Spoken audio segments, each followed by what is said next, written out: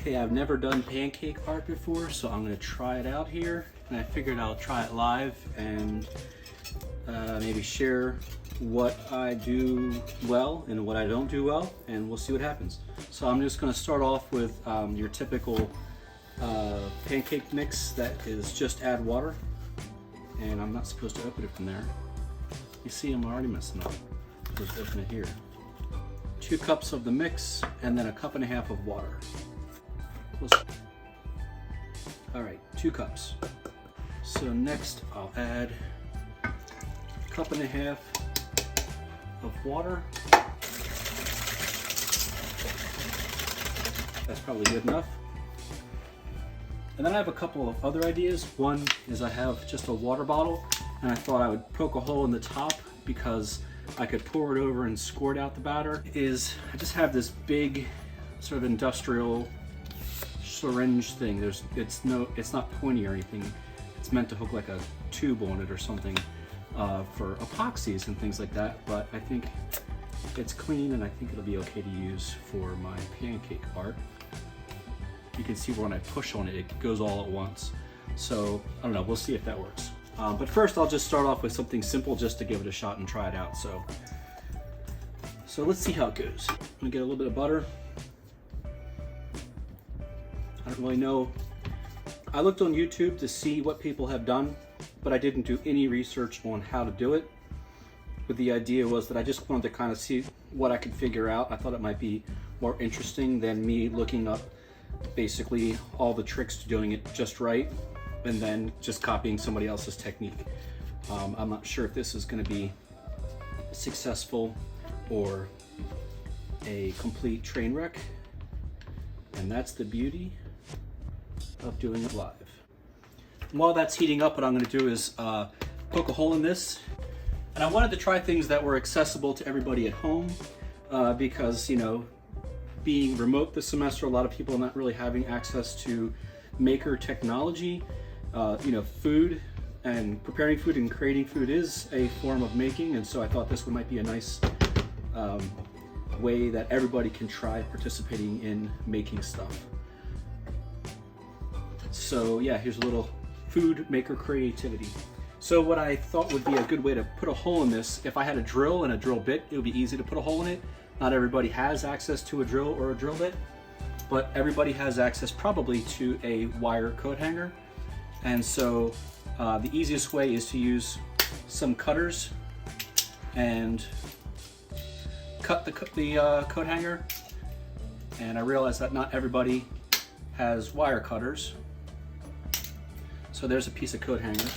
If you don't have wire cutters, the other way you can do it, this is not the best way, but this will work in a pinch.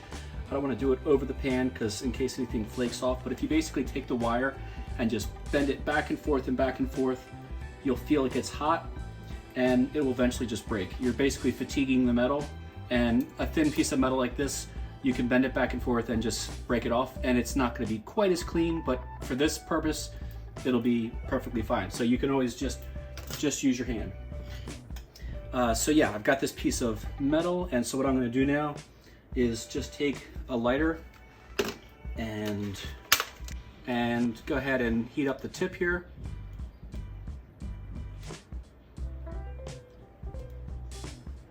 That's probably good enough, but we'll see. And then just push it through. Yep, that did it. So that's a pretty small hole. You can always make it bigger, but you can't make those holes smaller. All right, so first thing I'm gonna try is, I'll just do the basic, everybody has some kind of a spoon or a scoop. So I'm just gonna try ladling some batter, and I'm just gonna do a face here. So let me just try.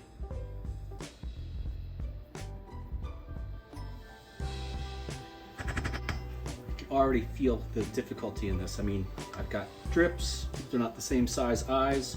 My little smiley face is sort of more of a meh face. But I don't want to wait until it's ready to be flipped before I add more batter. So let's just see if I can go ahead now and manage to do the rest of a circular face. All right, let me give this a shot.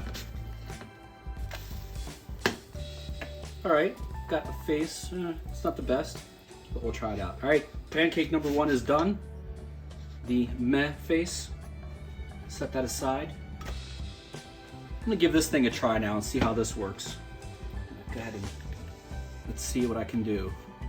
So now I'm just gonna do a whack design, W-A-C, but I have to do it backwards. So I have the stove turned off now. It's still hot, but it's off. And I'm hoping that that'll let me get this first layer all the way printed out or placed out, whatever.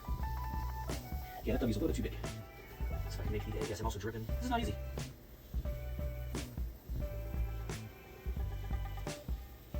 Okay, I'm gonna go back and go around the sides of the letters, and it'll give me a little bit of thicker letters, and also it'll be a little bit of gradient. Should be the darkest in the middle, and then it should still be dark around the edges a little bit more because these will be on there for a while, but I'll fill in that last part around the whole outside part last, so the non-letter areas should be the lightest. I have no idea if this is going. So I'm gonna start over here now with filling in what will be that sort of lighter area, and then work to the left, so that way, you know, it hopefully has a similar shade.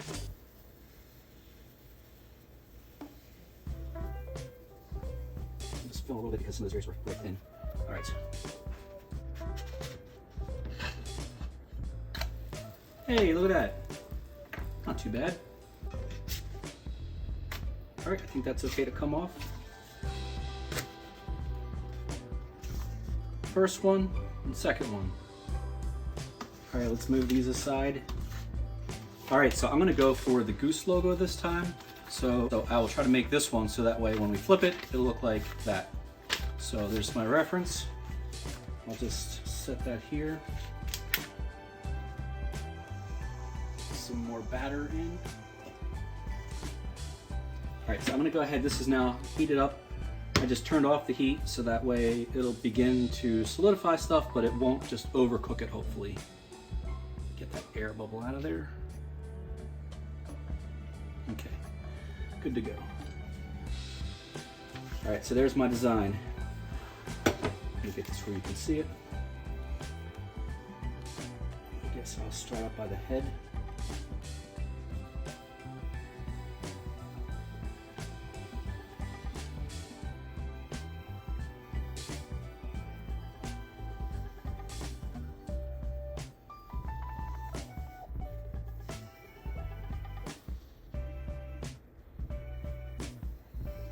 That was a mistake. I started to fill this one. Hopefully because I turned the heat down, it won't change the problem. What I should have done was outline this one and then outlined that second part of the wing that's disconnected, because otherwise they're supposed to be the same contrast or same brightness or whatever, and this one's now going to be a little lighter because I'm doing this one second. All right.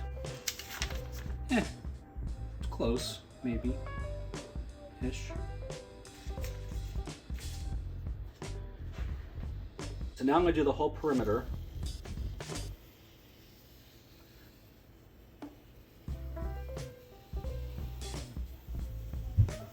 Now I'm filling a little faster as I come into the middle.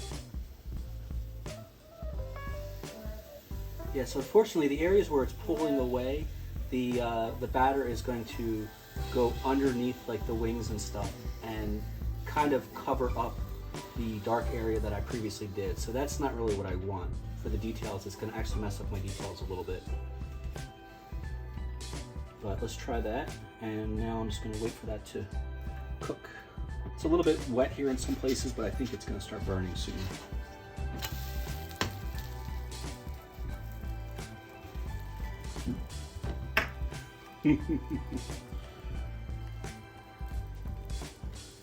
So, very recognizable goose. Very recognizable. I would say I nailed it. Absolutely.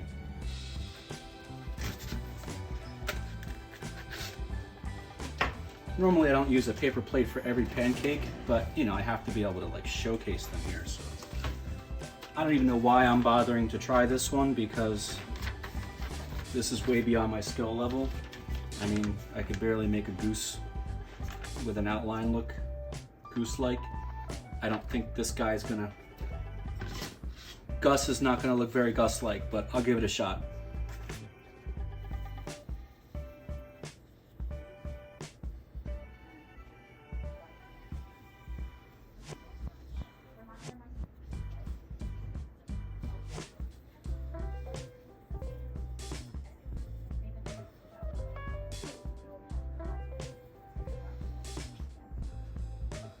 I tried to get a few little highlights, little gaps in there to give me some highlights. They didn't really work out perfect, but get a little fleck out of there. All right, now I gotta do the eyes. I almost forgot. They should be the same darkness, so those should be done right at the beginning too. And I guess I could try to do the outline, but I don't think I have that much control, so I think I'm gonna not do an outline. So let's let that heat for a minute. I'm gonna come in now and try to draw my medium tones.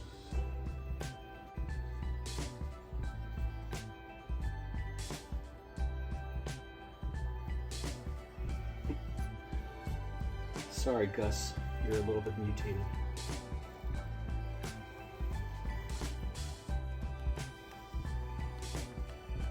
Okay. And now to fill in all this into now.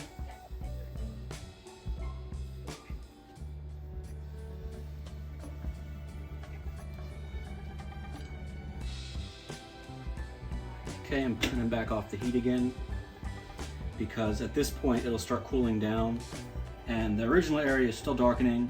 The new stuff is going to darken somewhat, and then the last part that I do will be hopefully just kind of like this light stuff where it's just cooked but it's not really darkened, because that's as close as I can get to making it white. Finish it up now, so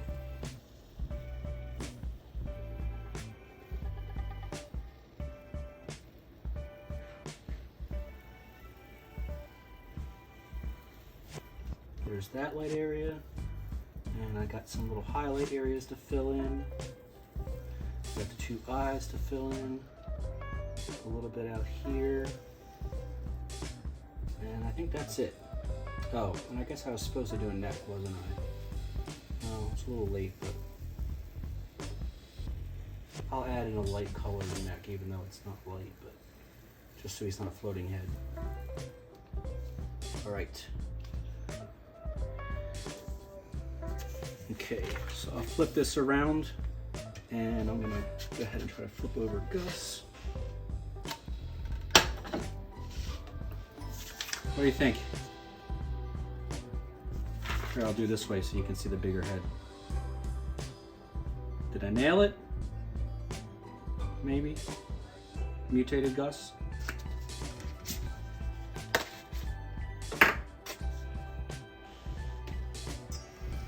All right, so what I didn't do was I didn't use any of the food coloring.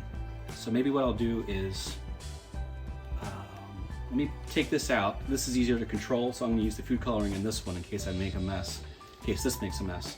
And then I'll use this one to do areas with just regular batter, and then I'll use this one with some food coloring in it.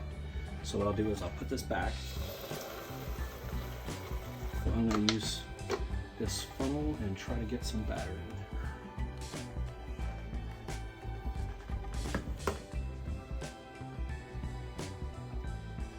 Try not to make a mess. All right, I don't have a whole lot of batter left, so I'm gonna do whatever I do with just that much batter. Actually, let me just try before I go and do the real thing here. This is turned off, by the way, so it's not just burning up the pot. Let me just see what this does. It's actually not bad. Huh. It's a little hard to control, a little bit harder to control exactly where I put it, but it's actually easier than the syringe to control the speed that I'm taking it out. The air, the sort of extra air in there actually almost is like a cushion. It almost acts like a shock absorber, so, you know, because it's restricted coming through this little hole.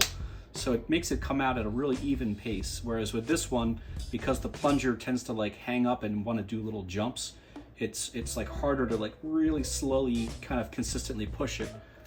So maybe I should have tried this one sooner, but you know, that's what the live experimenting is all about here. Trying to figure out what works and sharing my successes and failures. That one's all ready. And so I've got green, blue, and I guess it's pink. I was thinking it was red, but what's more pink? Maybe I'll mix some green and some blue to give me just a little bit darker for even more contrast. I don't know how much to put in, so I just put 10 drops of blue and 10 drops of green. And let me just mix this up. Ooh, look at that.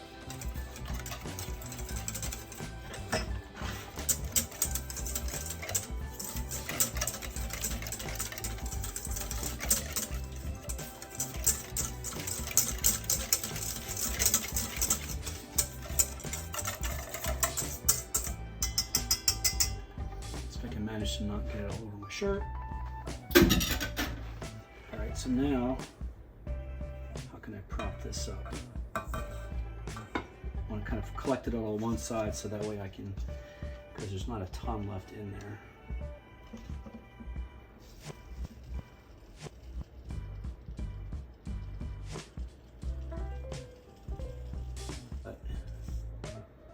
That's about all I could get in the syringe, and the bowl's almost empty, so worked out pretty good. All right, maybe I'll do a landscape. I can do the ground and maybe like a mountainscape with this, and then come back and do the trees with this, having it cook longer, and then the sky being the lightest with this last. I'll try that. Might be a little bit ambitious, but yeah, whatever, give it a shot. So,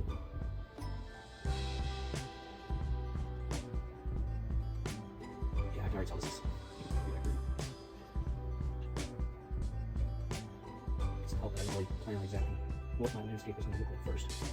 I think ideally a mountain that's further back should be darker, I think. But I put that further back mountain in second, so that will actually be lighter. Horizon.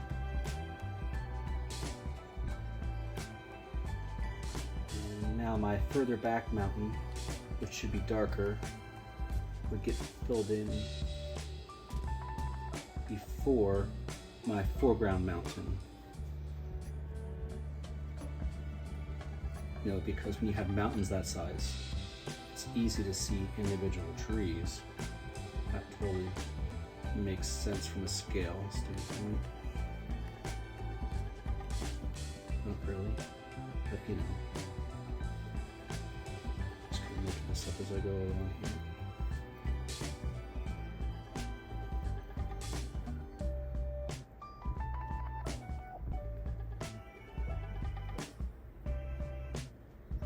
Okay, now I'll fill in the foreground mountain, so that's a little bit lighter.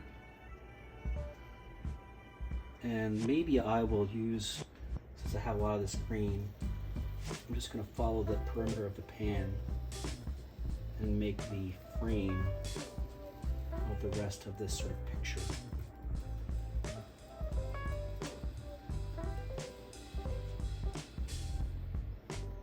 Okay.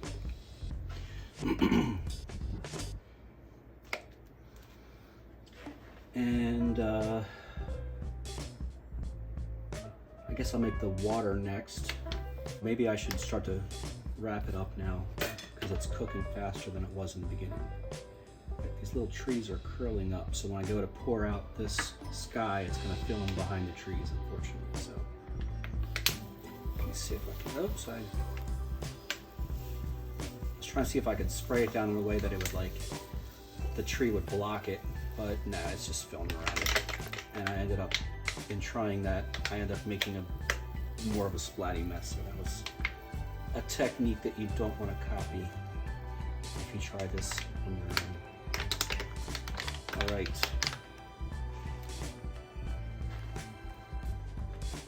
I wonder if I can just trim out that little bit of, yeah, there we go. You know, because it really matters if I have these pristine edges. The rest of it is so perfect that if it got ruined with these funky looking edges, you know, it'd be a real shame.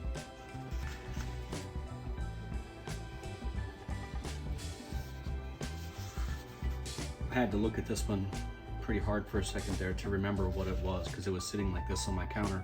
And I was like, I didn't know what that is. And I'm like, oh, of course, obviously it's Gus the Goose. Cook the backside. Boy, that's not bad. I think I probably cooked it a little too much, but it's interesting though. I mean, you can kind of see, I think the worst part is the sky. The mountains actually came out decent, and I kind of like the way it almost looks like a snowy peak where the green was curling away due to the heat, and it ended up not darkening that edge as much. And then the sort of sky layer floated underneath it, which is why it sort of overlaps more. But I think I overcooked the sky. It would have been better if that was lighter. Last one, here we go.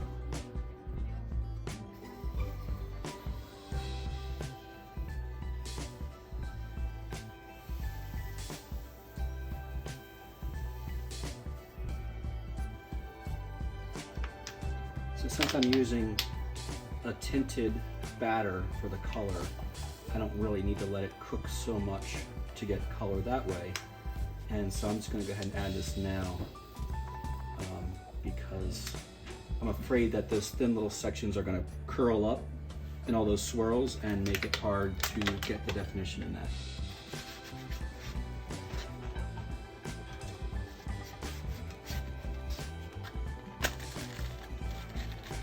So that's my last pancake.